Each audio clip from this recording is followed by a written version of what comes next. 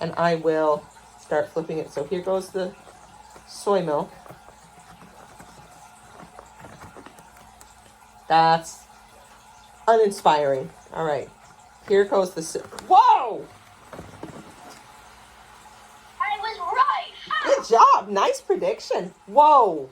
Okay, let me just for context, I'm going to put the vinegar here next to it.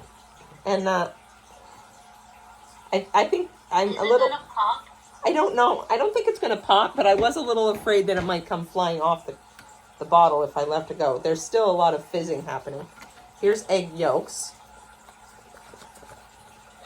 They're a little thick, so I'll give it a little mix to make sure it's all mixed in. Ooh, that looks kind of gross. And here's the alkaline water.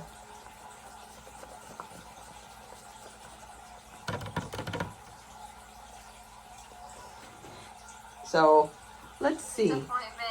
Disappointment, I know. Soy milk. Does it react?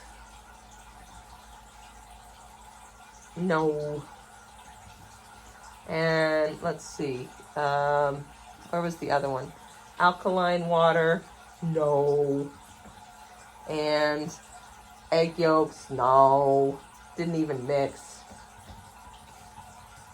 Because they're all weird and globbly. I was in the kitchen this morning separating egg yolks and like, bleh, it's all thick and stuff, so didn't even mix. And then I feel like this, I need to adjust this a little bit more. There. Can you see the bottoms of the bottles now? And then alkaline water. It's a no. And then citric acid. Yes. That was a huge balloon. Imagine it popped in your face. I was kind of worried because it went like crazy. And then I'm going to measure this thing. And it turns out that it's imperfect.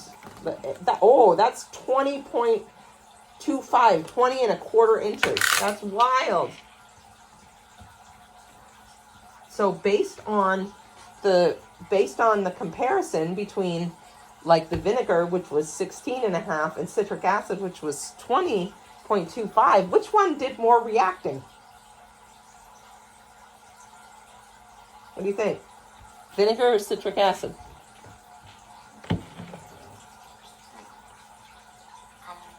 I'd say the citric acid. The citric acid, yeah.